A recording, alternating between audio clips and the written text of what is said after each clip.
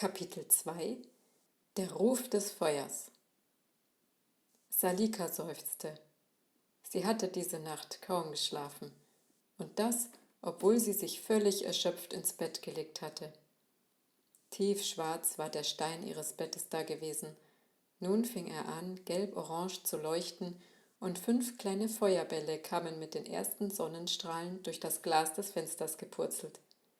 Sie fingen an zu singen, und ihr Lied erinnerte Salika daran, dass ja heute ein wichtiger Tag für sie war. »Schön, dass ihr mich weckt.« Salika streckte sich und setzte sich auf. Die Feuerfeen, die ihr gerade bis zur Hüfte reichten, tanzten um sie herum und streichelten sie mit ihren Flammenhänden. Salika zog sehr viel Kraft aus ihnen. Bestimmt waren sie nur deswegen gekommen, denn der Schlaf hatte ihr nicht viel Erholung beschert. Die ganze Nacht hatte sie die Begegnung von gestern beschäftigt. Die 3 jungen Männer. Die 3 jungen Männer mit dem Element Wasser.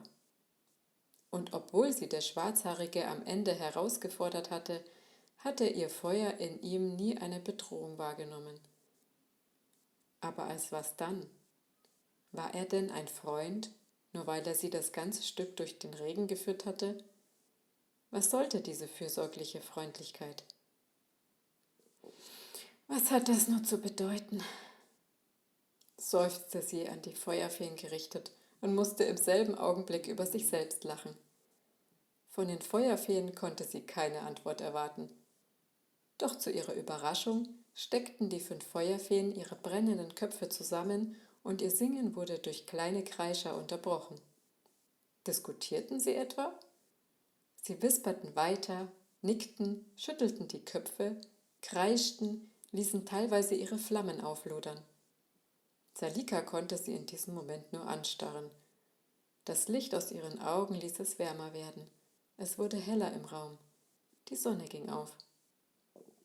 Schließlich stellten sie sich im Halbkreis um ihre Füße und die ganz rechts stehende Feuerfee schloss die Augen, dann die links von ihr stehende, dann die daneben und so weiter, bis alle ihre Augen geschlossen hatten. Salika runzelte die Stirn. Was wollt ihr mir sagen? Die erste öffnete ihre Augen wieder, schwebte auf ihrem Flammenrock auf sie zu und zeigte mit ihren Flammenhänden auf ihr Gesicht und schloss wieder die Augen. Soll ich die Augen schließen?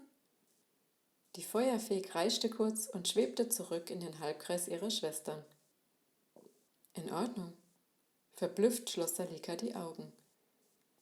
Da bekam sie Erinnerungen der Feuerfeen vor ihr inneres Auge übertragen. »Königin!« Beinahe über ihre Füße stolpernd, rannte eine Feurani in den Thronsaal auf sie zu. Sie keuchte und schnappte nach Luft, als sie vor ihr auf die Knie fiel. »Der Fes!« Die Königin kniff ihre Augen zusammen. Wie war das? »Der Phönix«, korrigierte sich die Feurani und zeigte mit dem Finger in die Richtung, aus der sie gekommen war, und rang wieder schwer nach Luft, während sich die Königin von ihrem Thron erhob. Das wie aus Feuerschein gewebte Kleid züngelte an ihr, als stünde sie selbst in Flammen. Das ist es also. Die Königin schritt die goldgelb schimmernden Stufen des Throns hinab. Die Feuerfeen folgten ihr wie eine Feuerspur. Sie spürten eine unglaubliche Hitze, die das Feuer ihrer Gebieterin in Unruhe versetzte. Es wurde immer unruhiger und wilder, bis es sie von innen peitschte. Es wurde heißer. Es brannte lichterloh im Wettstreit mit diesem anderen Feuer. Der Phönix. Es gab ihn also wirklich. Das musste sein Feuer sein, das das ihre verdrängen wollte. Die Königin schien sich zur Ruhe zu zwingen, denn die Feuerfeen fühlten, wie sie am liebsten losgerannt wäre. Das andere Feuer war so heiß. So etwas hatten selbst sie noch nicht erlebt. Konnte ihre Mutter es mit ihm aufnehmen? Sie sahen, wie sie die Zähne aufeinander biss und ihre Hände zu Fäusten ballte. Dann legte sie sich mit schmerzverzerrtem Gesicht eine Hand auf die Brust. Das Feuer in ihr musste ihr ganz schön zu schaffen machen. Sie trat aus dem Schloss ins Freie. »Wer stört meine Ära?« schrie sie in die Richtung, die ihr die Feurani gezeigt hatte. Die Gesteine auf dem Gelände glühten.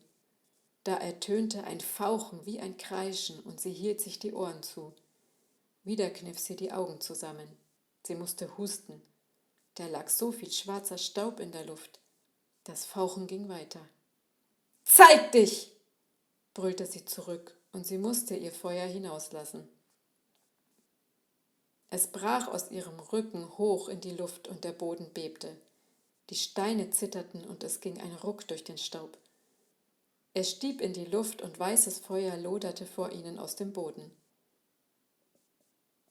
Die Feuerfeen sahen, wie ihre Königin die Augen aufriss. Was war das? Das Feuer kreischte erneut und Lichtstrahlen schossen auf sie zu. Da sahen sie sich zwei riesigen, glühenden Augen gegenüber.